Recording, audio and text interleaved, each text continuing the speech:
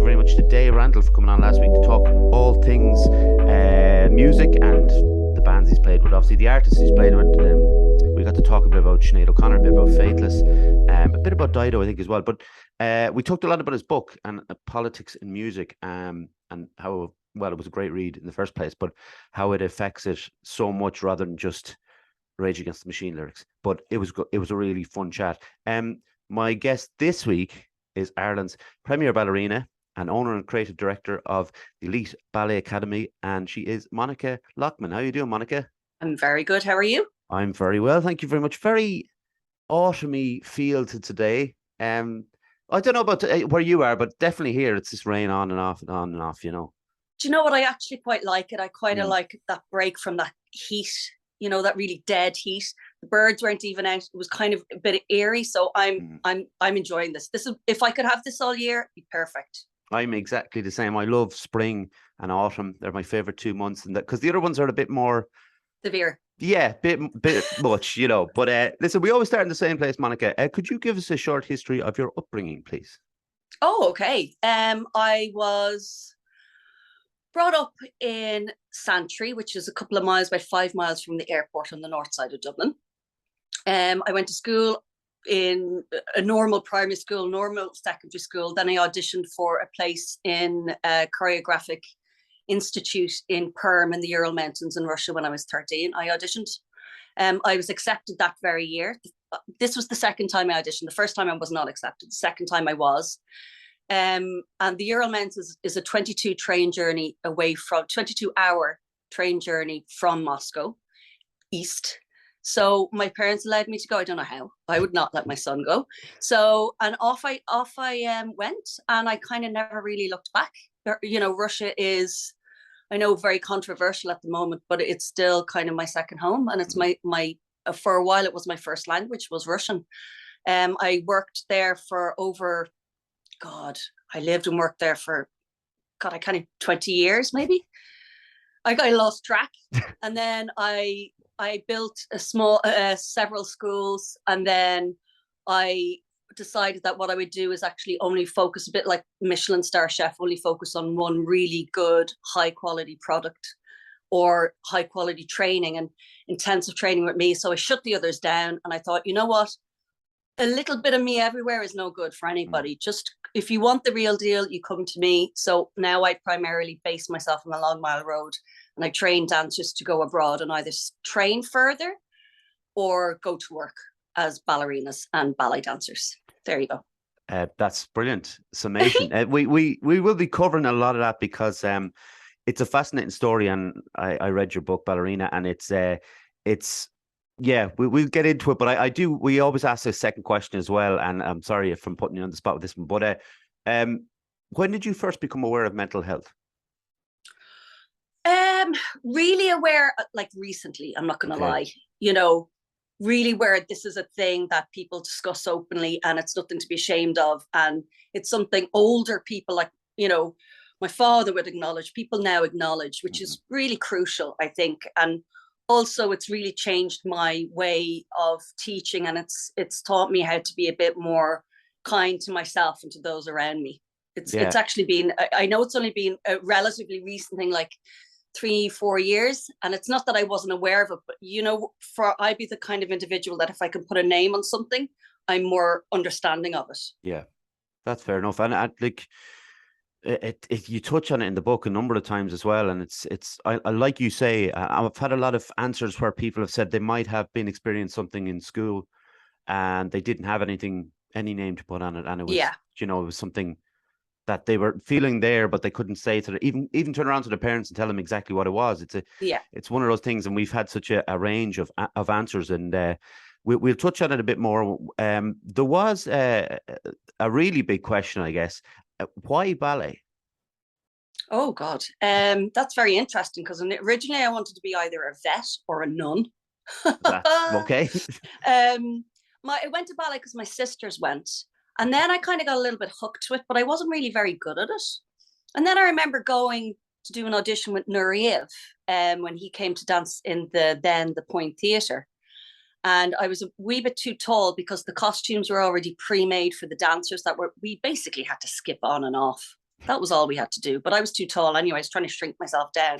So we got free tickets to go to this ballet. And at that point, Nureyev was sick. He was actually dying at that point. And I remember watching the ballet going, this is the coolest thing I've ever seen. Because it was live. And these were dancers they were professional dancers. I don't think they were from the Bolshoi. But it doesn't matter. I just remember just sitting back going, okay, this is what I want to do. But having said that, even then at maybe 11 years old, 10, 11, I knew that it wasn't realistic to say I want to do that in Ireland because there was nothing here. Even I knew that. And I knew that if I wanted to do it, I knew I didn't want to go to England. I just knew I didn't. I don't know why, again. I don't know why.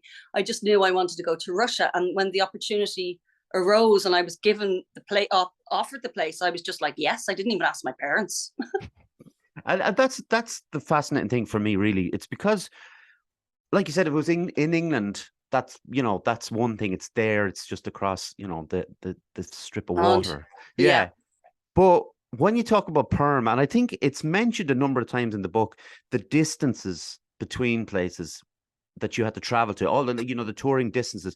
But just to think about, like, from Ireland to Perm is such a long way away. In the book, you mentioned like homesickness. Yeah. And you mention panic attacks. Yes. For a 13-year-old, a 14-year-old, how do you deal with those big, big feelings? To be honest with you, and what served me a lot of my life is just putting one foot literally in front of the other, and almost sometimes having tough words with myself, but sometimes just letting myself having a good old cry. And just, even though I didn't know back then, it would have been just listening to myself.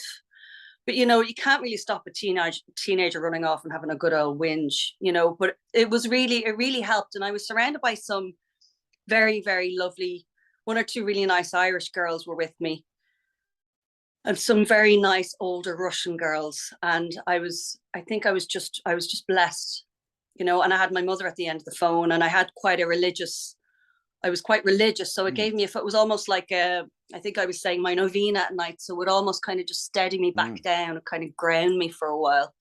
And I was really, really, really driven. So the panic attacks, although they were very real, and I still would get them, because they're part of my makeup. I could just focus on what I was about to do, and they would just eventually go away. They wouldn't fall off the radar, but they would take a back seat.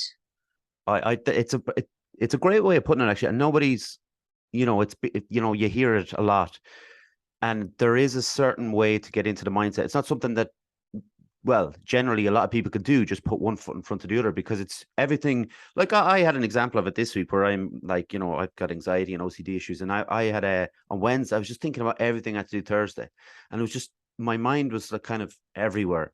And then Thursday arrived, and it was like kind of like what you said there. I just decided, right, well, this is what's next, and then we do this, and it was just changing the mindset on Thursday, and I couldn't see it Wednesday. It's a bizarre thing that it, like I said, it has to be worked on. It's not something that is just gifted to everybody.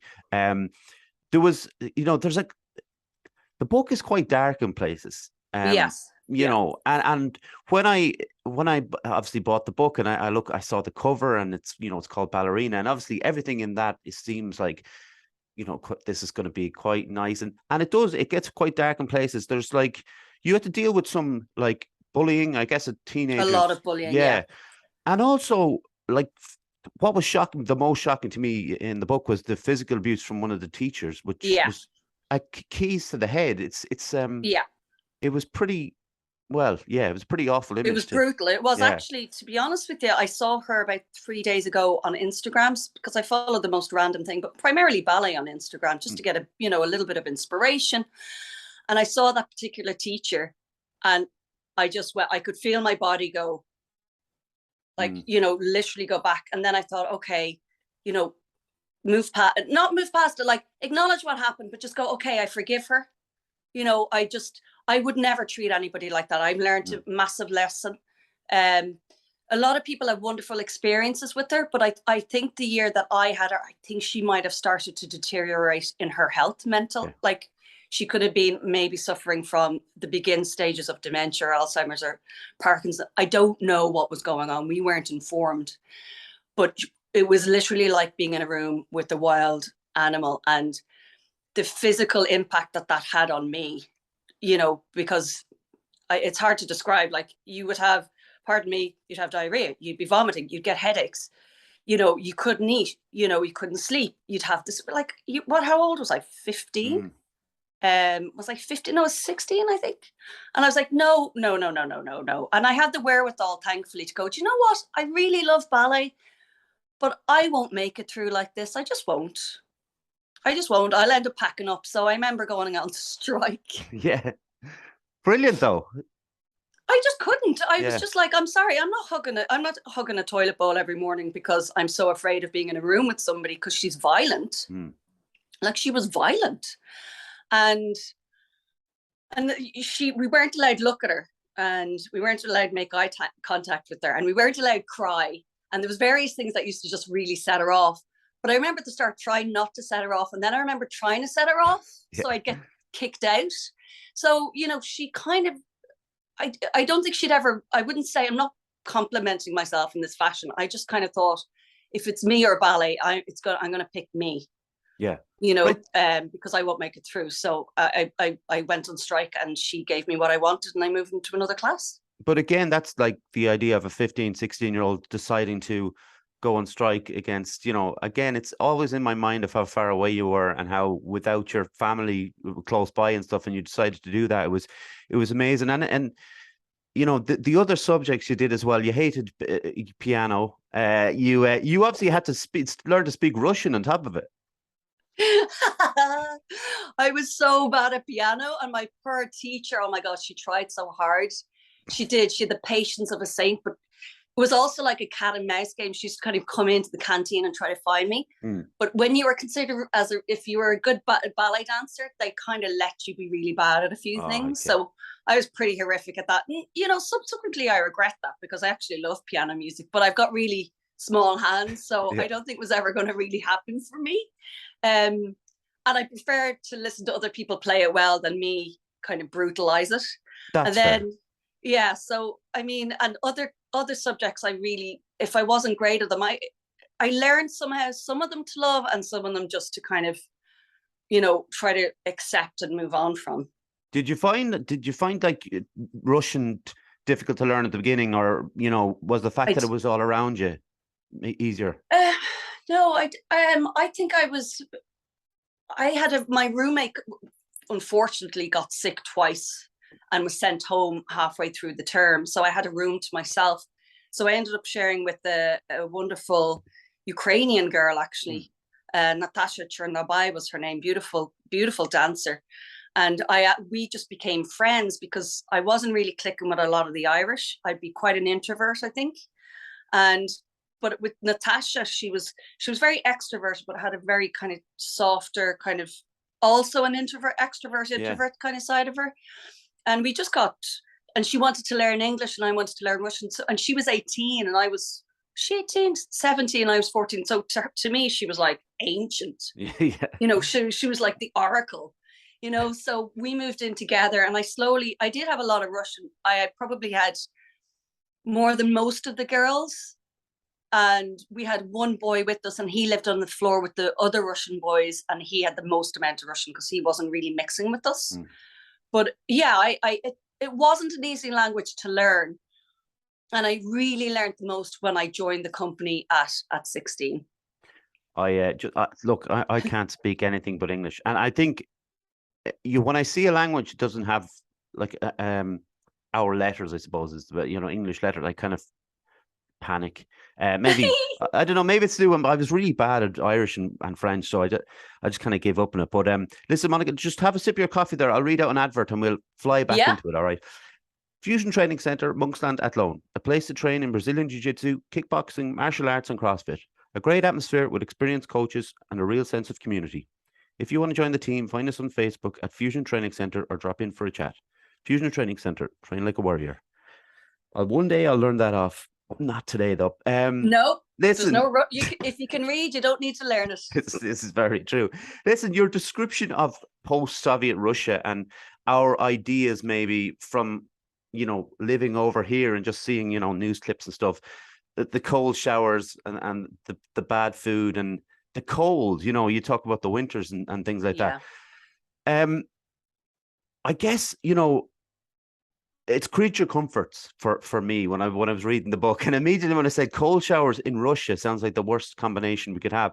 But again, it's not something you complain about in the book. The bad food suddenly became all right food, like that you could kind of Oh, I stomach. love it now. Oh my God. Well, I'd inhale Russian food now. Like again, I'm showing my ignorance today, but like I couldn't name too many Russian dishes and stuff like that, I guess.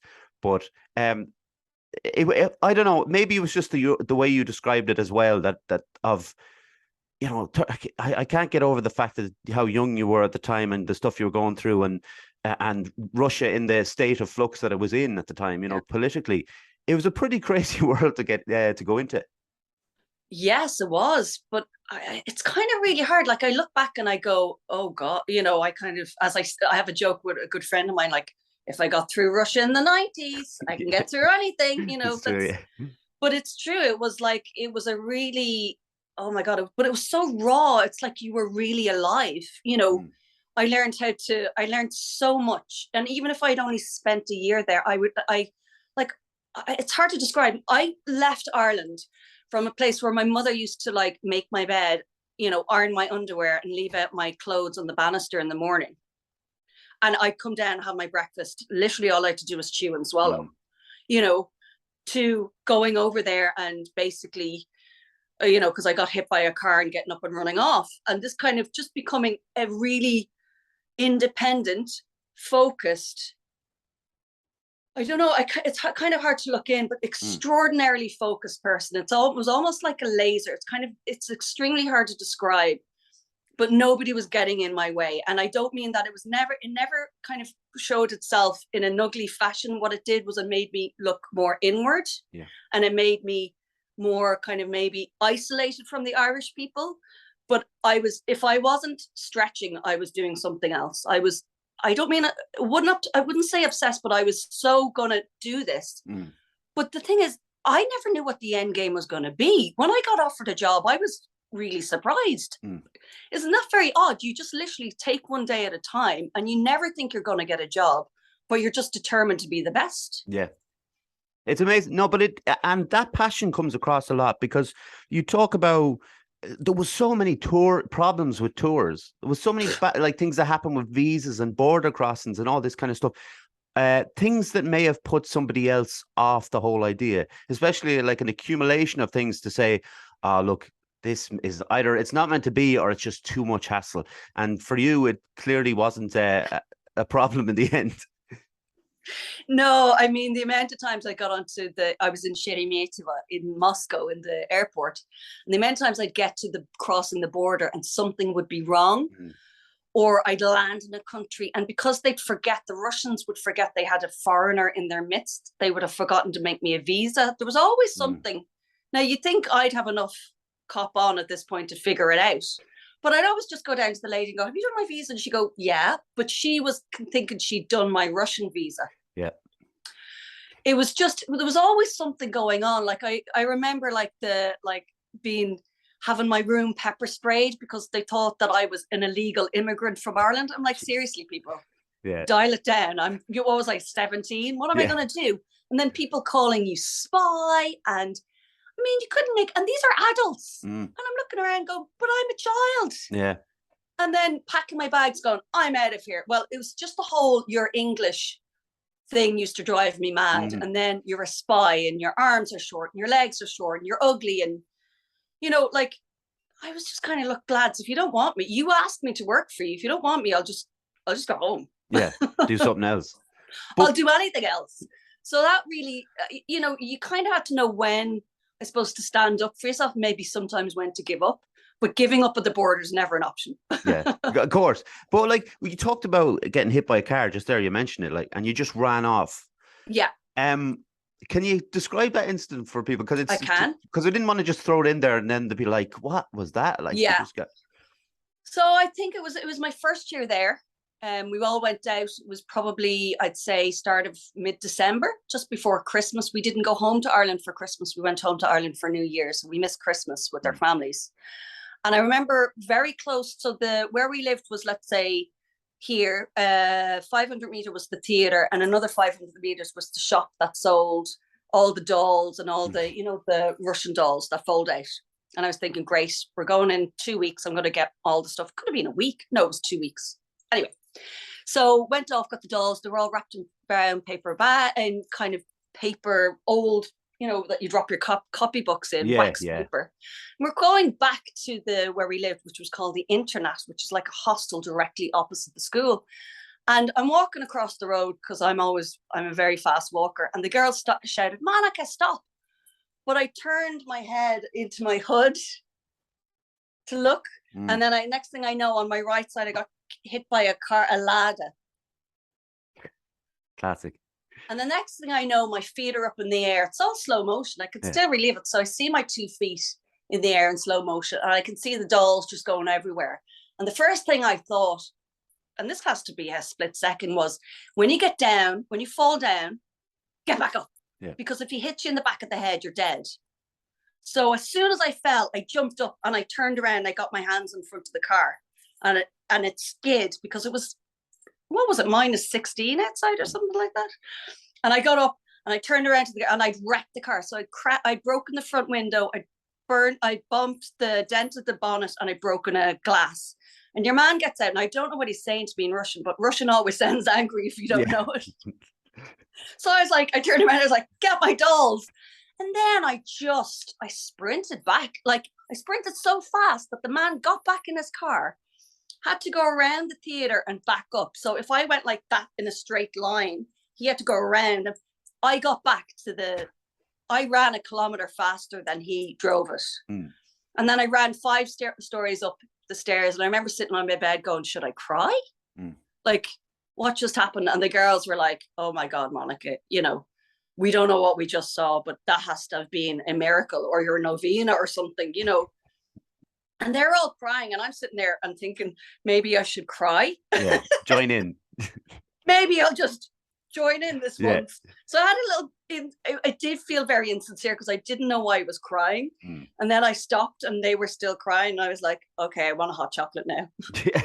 But like you were like, you woke up the next day, you were hurt. Oh, I was bits. I couldn't do anything. I couldn't move. I really damaged my coccyx, and actually long term, I must have hurt something in around the right hip, because my neck used to be better on my right than it was on my left, so it would lift up higher, and that stopped after that. But I remember my teacher, I was so lucky, she came over and she really liked me, and I just said to her, I made up the most stupidest thing, because I was afraid if I told them that I got knocked down by a car that I'd be sent home, because somehow I'd broken the rules, because they were always we were always both like, there was always some rule you could break. You look at that person, you've broken a rule. So I told her I fell off the top of the bed. I was standing on the top of the bed, and I fell off and hit my coccyx, and she was kind of going. But anyway, look, she was very nice. I don't even know if I did my exam. I didn't have to. I was the best in the class at that point anyway. So anyway, I don't mean the best, like, she knew I was gonna, because I work with children now. I know what I'm looking at. They don't have to be the best to know that they're going to be the best. Yeah. Well, that's fair. Yeah. You came back to perform in the Point Depot, which must have been pretty amazing. Which time? Oh, well, we'll say the first time, just to make it like more, Yeah, it was pretty good. Yeah. It was pretty good, but it was also like, it's funny. I really, really enjoyed it, but like, I could literally have been a houseplant and the audience would have been like, Monica. So that was a bit embarrassing, because the Russians are there like turning themselves inside out, and I could have been a Christmas tree, and at the end it was still Monica. Yeah. I was like, people like learn, Yeah. So then eventually I wasn't a Christmas tree anymore. I was doing more principal roles. So I didn't mind. And the Russians understood. But the first year they didn't understand it. They really did not like that. But they didn't understand that they were coming from they were landing into a country where this had never happened before. Yeah. It was like I'd moonwalked. Yeah. I think that's it, isn't it? It's like the almost the first of something to happen in Ireland is celebrated quite a lot, whatever it might be. Yeah. And I think the fact that you were coming from another country, where you learnt your you're trading, you're coming back over to Ireland. I think they, they will have understood that as a, they'd be quite a proud nation themselves, I think, and if it was the other way around, Yeah, maybe. I mean, I understand, and it was quite tough, and I got a bit of a slagging over it. But I mean, I took it, and I understand how they must have felt, because literally, I mean, seriously, these people were turning themselves inside out, and I was just stood there on the side, Yeah. Now I was far from just stood there on the side, but I would have been a corps de ballet member. Yeah. You don't have a principal do all they do and then you start clapping for, I don't know, it'd be like the linesman in a game. I think it's great though. I think it's great. But I did progress. So then the Russians were like, okay, fair point. Because they always kind of thought I'd be in transit with them. They didn't think I was going to stay there for so long. Right. I stayed there for probably longer than nearly all of my classmates, if not maybe 2 of them. 7 of us graduated. So 6 of them are Russian and me. We were invited and we joined. And out of all of them, I think only one of them's there now, living in Perm, but now she would be retired. But I stayed much longer than all of my counterparts. What's amazing about the book is you read the book and it's finished when you're 26. And you're like, when I was 26, what did I do between this age and this age? You know what I mean? It's so much to pack in that age. Like, looking back, do you see it as that, or do you just see it as the journey, Oh God, no, I've done so much more since then. No, I mean, but yeah, like, I understand, but just if you were to look back on that period in your life, do you see it as just the journey, or do you realize all that you did in that time? Like, I don't know. And that's I get asked that quite a lot. I think if we go back to the very start of our conversation, I think of it as a step. And I think it's a good, I try not to look back, and I'm so glad I wrote the book, because although I like to talk about it and I like to kind of, tell people that you can get through tough times, and, if you just persevere and literally just take it a step at a time. And I say that to the students I train all the time. If you leave my class with one step in the bag, in your pocket, you will make this. But if you're kind of just going, like one little degree higher every day. But yes, I think at a step at a time. That's how I would describe it. Yeah, really. And I watched your performance on the Late Late Show a few years ago, and I watched it a couple of times, obviously on YouTube and stuff. It's there available to see. But ballet is something that's very foreign to me. I haven't done it before. My background in ballet is films about ballet, and we will come to that because I have to talk about films when I have anybody on. But you can obviously, it's something that's very beautiful, something that when it's, I wonder, would I be able to tell, not tell the difference between someone who's brilliant? You would. Really? Yeah. Oh yeah. Like you can tell the difference between good opera and bad opera. Yeah, that's fair. Yeah. I get that. I'm telling you now, you can definitely tell the difference. Because you see, I know we kind of like, you see, the problem is in this country, and we have a lot of ballet schools, and we're so attuned and accustomed to looking at bad ballet. We think that that's ballet. That ain't ballet. Ballet is like, what is it they call it? The God's athletes. Really? That's what it's known as globally, except in Ireland, because some of the ballet that we produce is just, I'm not saying the professional stuff or the professional theaters. I'm just saying in a lot of the schools. And the reason I know this is I would have a lot of children coming to me for help after they've been in these schools. And remember as well, if this is a career you want and a path you want to follow, and for people out there who are teaching something very poorly, you're stealing somebody else's dream, really. And I get a lot of people coming in the door to me, and I have to work so hard to rectify all the really, really, really bad stuff they've been taught. And sometimes I just have to go, I don't know if I can do it. And it's really, really hard to break that to a child who could possibly have done it, but now there's too much muscle memory that's bad. So that's one thing that I find the most difficult about what I'm doing is retraining people. Yeah. I don't know, there's things about, again, your discussion about ballet and how tough it is on the body in general, because you Yeah. you mentioned about you mentioned stretching a lot and how important obviously that is for it. But when I look at even going back to the performance in Late Late Show and just being up on your toes like that, because again, if someone thinks like that who's not been doing it, now I'm just going to give you a tiny example of me whinging about something that's nowhere near as bad as that. So I'm training yesterday doing some jujitsu, and just it happens a lot on my toe for some reason. I don't know, but the skin peels off the bottom of it because you're up on your toes, but not in the way you are. You're up like that, Yeah. and it just on the mats, the skin peels off. And I was kind of cribbing about it. But then I like some of the stuff that you described in the book again, the injuries that you get with regards to your toes and everything, they're brutal. And people whinge about, or people have this idea, sorry, not whinge, but people have this idea of, oh, what are the tough things like rugby and boxing and stuff. And they never think of something like ballet. And then you read about the injuries you can get, and they're pretty horrific. Oh my God. I mean, well, some of the stuff that happened to my feet, like I've had to many times like put my toenails back on because they're half hanging off, and plaster under and plaster over, because like ripping them off, you could get infection, could get an infection. So you have to try to keep them on. And then my heels, the skin used to peel off my head. Like you'd see the meat. It wasn't, you'd see. And like I remember dancing and like thinking I'm going to pass out or throw up. I was like, well, which one?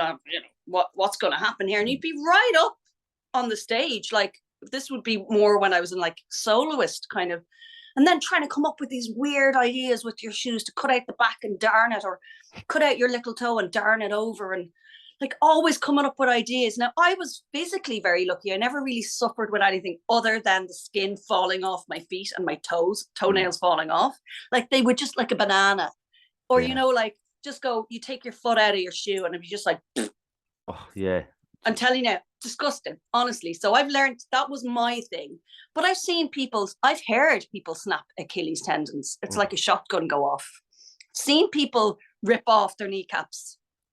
I've seen people, being dropped. I've seen it all, but you do it because you love it. The amount of things I've actually seen that physically can go wrong, but that's why we train. That's why we train so hard. And that's why there's plasters and you stick your toes back together and you get back out there. Yeah, exactly. Yeah, fair. That's fair enough. I saw before I saw you and heard you speak, I had read the book. So what came after them was kind of like, YouTube clips. I knew you were coming on and I wanted to kind of at least have an idea of, the words coming out of the mouth and stuff, and so you've been on TV quite a bit, and I just wonder, is that something you like? Because there's something quite natural. There's a natural charisma to you that seemed very comfortable in the setting. Did you feel comfortable in those or do you feel comfortable in those settings?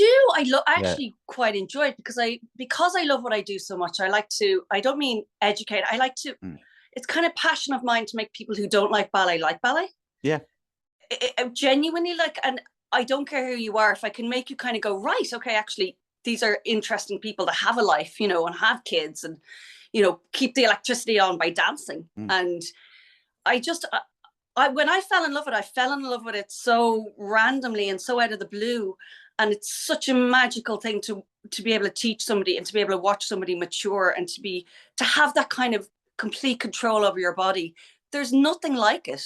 But not only that, to be able to actually really bring the audience with you so they love every second of it, even though they haven't a clue what's going on. Yeah. Now and then when you get to a point where you can actually dance, not just do the moves correctly, but actually feel something and, portray it. Oh my God, can't beat it.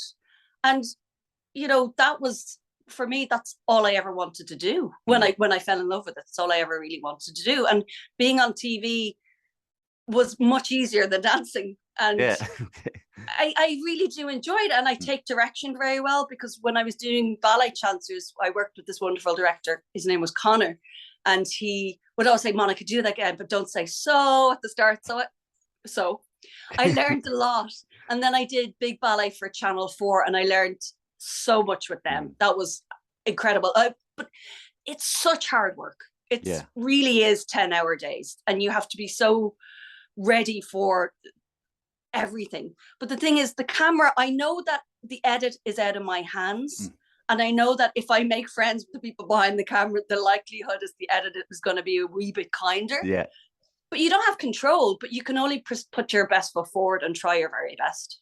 Absolutely. So, there was another question I had kind of lined up, but I can kind of turn around a bit, because you said it at the start. You had schools, plural, and then you honed it down to one. Now, a lot of people, and you've already kind of said why you did it, but a lot of people would see it as, well, I'm going to keep open, we'll just say 5, because that's the money, you know, I'll get money out of each one. Clearly not your motivation, and something you wanted to hone down into one. When did you hone that down into one, and how has it been a better experience rather than having the few? Yeah, well, I think about, at one point I had 7. Oh, did you? But the quality wasn't there, and I wasn't willing to put my name to it. And the teachers, it's very hard to find somebody. I have a few teachers now that have a similar passion to it as I do, and are very inspirational, but they're very hard to find. Yeah. And I wasn't willing to put my name to something that I wouldn't want to work with. Yeah. Because if that child then ended up in front of me and I had to turn around to the teacher and go, what have you just done? So no matter how well I trained them, I kind of, I need to keep everything very tight and under this umbrella, and kind of, so I walk into the studio and that teacher goes, right, she's like, and they know I'm watching. Yeah. But not in that kind of way, but in a, okay, I've got my eye on, why don't you try this? Or you're doing great, or what can I get you? It's more collaborative, but it'd be just like trying to have a Michelin star restaurant here, but serve the Michelin star food in Dundalk. I couldn't do it. And maybe, yes, financially, but I was starting to feel the burnout from it. I was starting to feel, and I would have a temperament that if I can't do it right, just don't do it. Yeah. And I can do it right, but only, in one location on my terms, but a wonderful, like when you walk into my studio, the thing is when you walk into my studio, and I see it quite often, but new people who walk in, you go, because it's so big. The floor is perfect. It's hard to describe. It's got a piano, it's got the shoes, it's got costumes everywhere. You're just walking into another world. And you can't duplicate that. And I don't want to. And the thing is, if you really want to do ballet, this is what you really want, you need to come to me. Yeah. I'm not going to go to you, because everybody comes from all over Ireland to me now.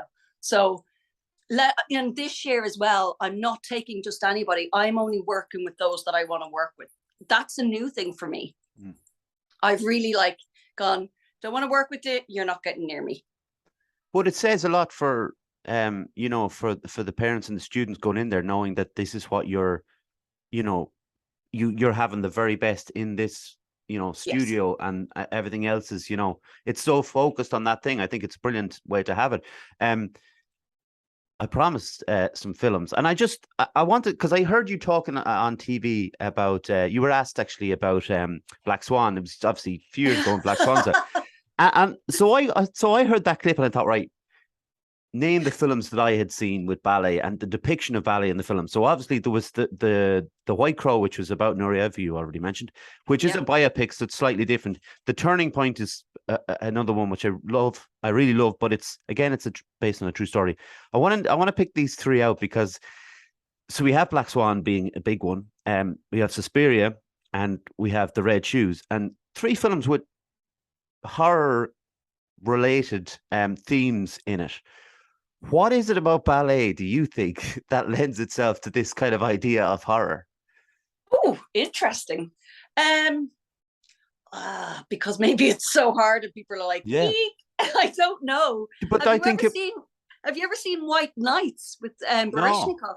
Oh my God, that's a watch. That is really a love letter to Russia, to St. Petersburg, to Baryshnikov, to ballet, to theater, to tap dancing. It is. Honestly, I've shown my son and he started it. He was like, yeah, right. And then by the end, he was trying to do turns here, and he doesn't do ballet. Okay. I don't know what that's actually a really good question. I'm going to think about that, because I'm not a big fan of some movies like the Black Swan. I spent most of my time rolling my eyes in the back of my head. I'm surprised I didn't pass out. Yeah. But I suppose it's a bit like, the stereotypical like detective with the Mac and cigarette and the hat.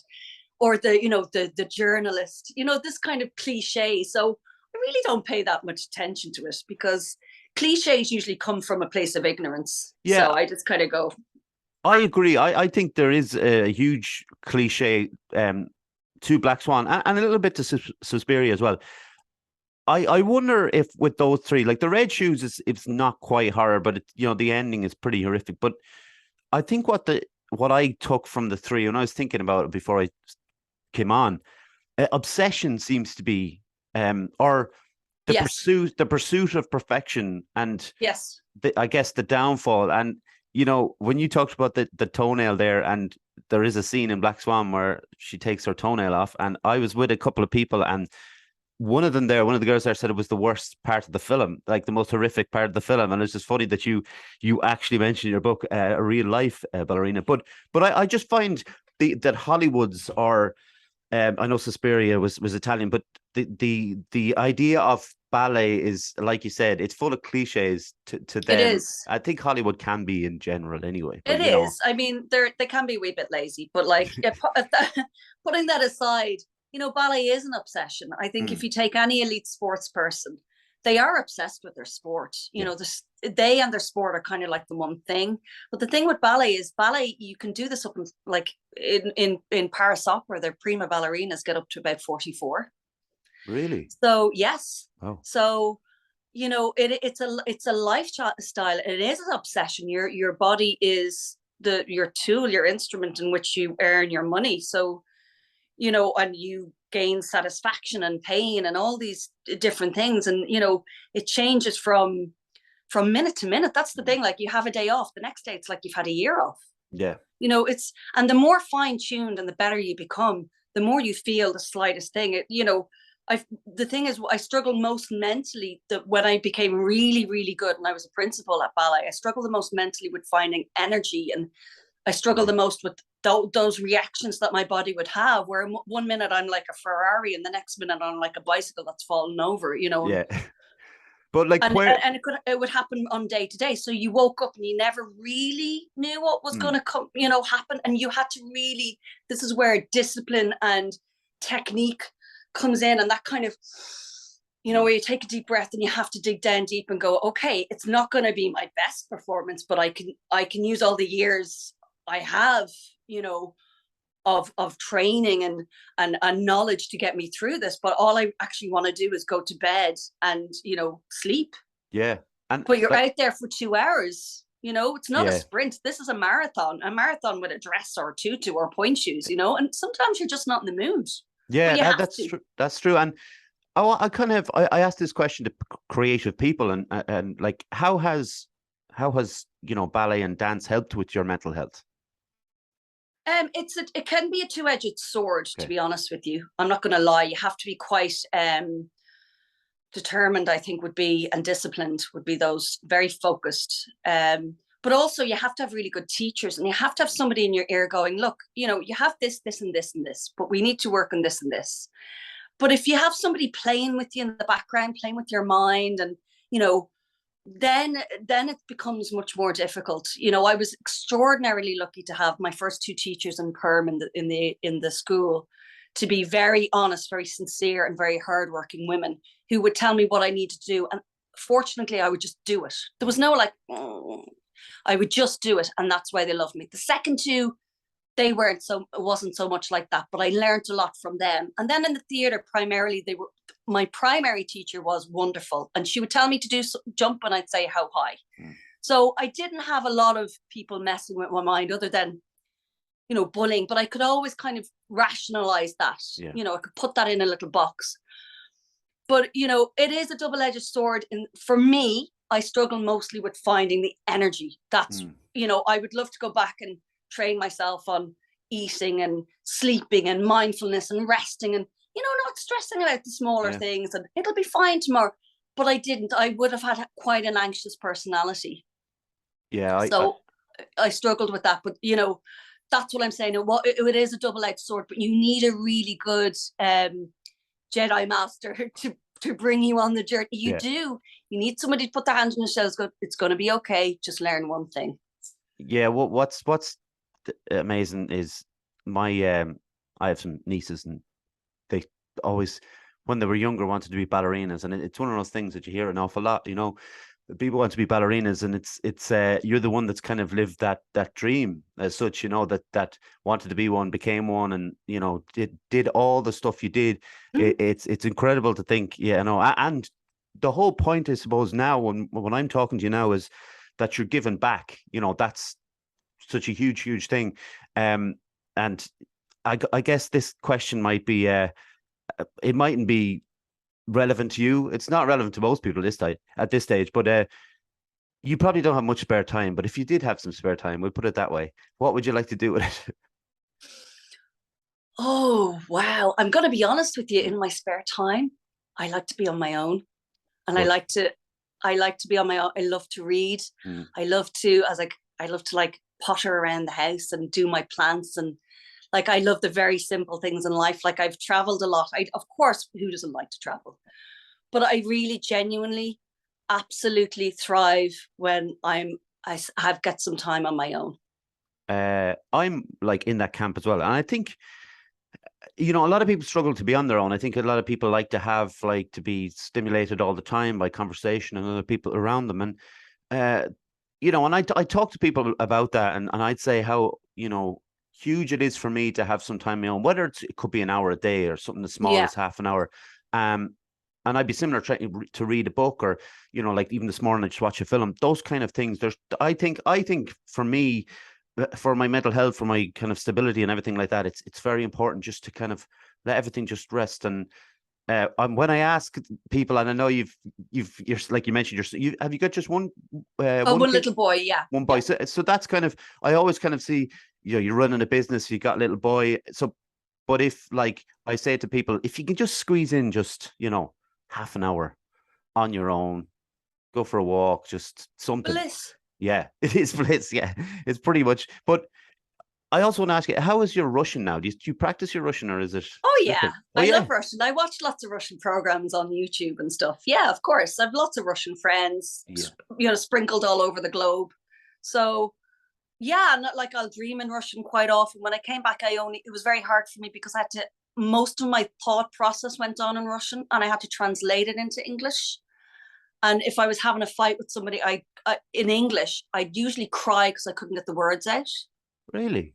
Because when you get frustrated and you sound like a moron. Oh, I know. Or like that a 3-year-old. That's why 3-year-olds cry.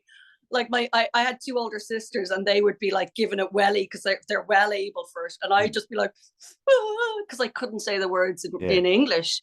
So yeah, I've really enjoyed. That's why I love relearning English, and I love the Russian language. It has a very, very interesting way of describing things. I was talking to a relative of mine the other day, and I was supposed to be talking to somebody on the phone. I was like, I don't want to. And my relative was like, why not? I was like, well, she could steal my kidney. That's what the Russians would say. It was like, right. When somebody's quite able to manipulate you. I was like, well, no, she could steal my kidney. And I'd say, thank you. And 2 days later, I'd be washing my dishes and going, what was that? But that's the way the Russians kind of describe it. So it's a wonderful language. It's, I've been very lucky to have that side of my personality come to the fore, because I don't think that would have happened had I remained here, because I was the youngest of 3. And I really don't think none of this would have happened for me. This personal development wouldn't have happened for me, I think. Monica, you've been a wonderful guest. Thank you, and thank you for having me. Oh, of course, it's been hugely entertaining. If people want to learn a bit more about Monica, go and buy Ballerina. It's a fantastic book. We've only touched on some of the stuff, but it's really, really great read from cover to cover. Monica, if you wouldn't mind, could you wait with me for 1 minute? I'll close it out. I'll get a quick photo, a little promo snap. Thank you very much, Monica. Okay, I also want to thank the usual people, John, for the technical stuff. Me and Monica were laughing beforehand about our lack of technical ability. I couldn't even say the second word that I was trying to say there. That's how bad I am at technical stuff. Thanks to my mom, my dad, my granddad, Jaron Calvin, of course. Subscribe to our YouTube channel if you would. We're on Instagram, Facebook, and Twitter, and Apple, Spotify, Anchor, and all those ones. Thanks everyone for watching. Once again, Monica, thank you so much. My pleasure. Thank you very much. And everybody else, we'll see you next week. Take care. Bye.